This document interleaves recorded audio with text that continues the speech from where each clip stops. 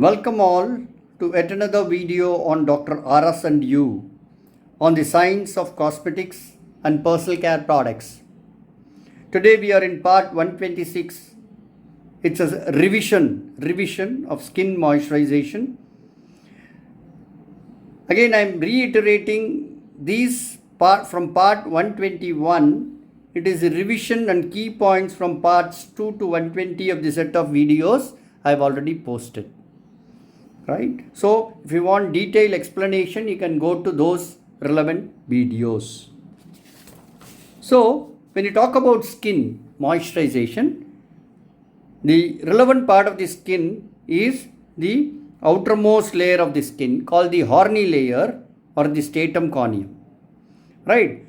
This horny layer or the stratum corneum of the skin is also called as barrier layer because the integrity of this layer determines the integrity of the skin.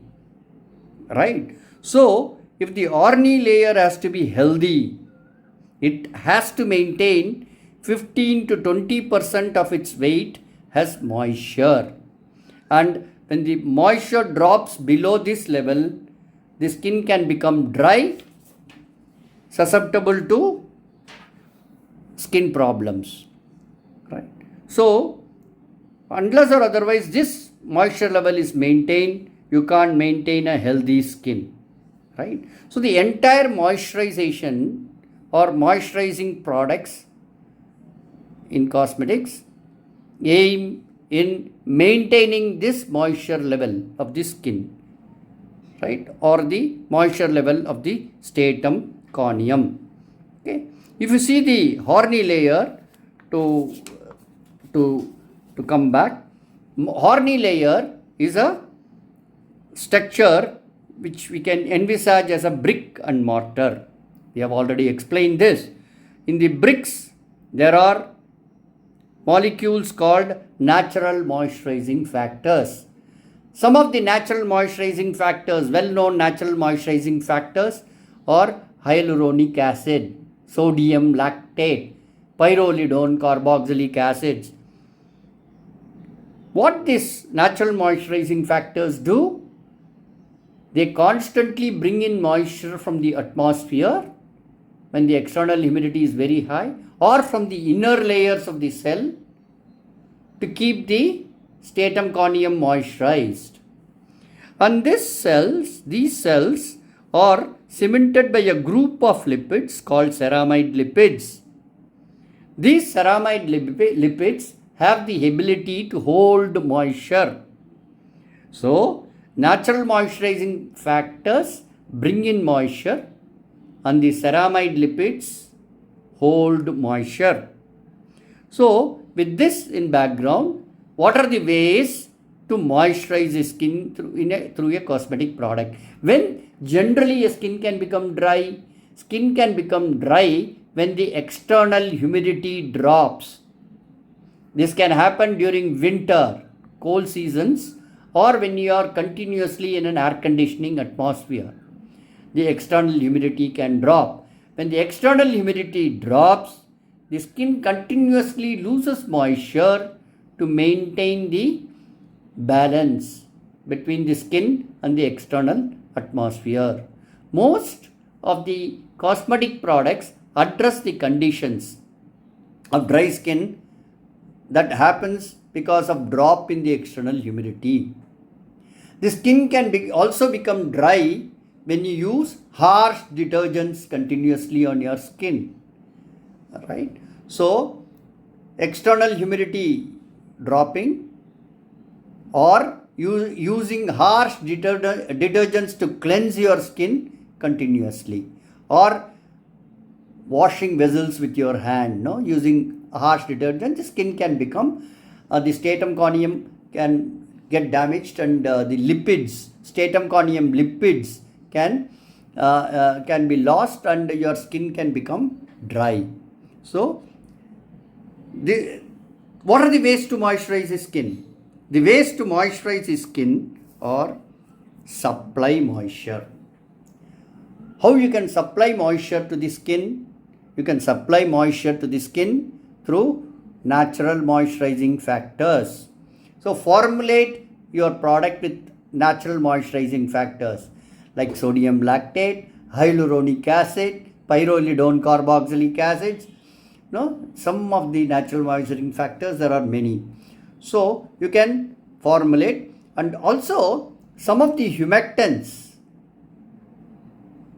and polysaccharides also act as good agents that can supply moisture to the skin, right? They are not natural moisturizing factors, but these are all cosmetic molecules that can supply moisture to the skin, like glycerin, sorbitol. These are all humectants. Then we have polysaccharides. Some of the polysaccharides, they are very good moisturizers. They supply moisture effectively to the skin. So the first way to moisturize the skin is to supply moisture. The second way to moisturize the skin is to seal moisture. This is what Vaseline and cold cream do. In extreme winter, what you do, you apply Vaseline or cold cream onto the skin. It forms a continuous occlusive layer. What is occlusive layer? Occlusive layer is a water hating layer, right?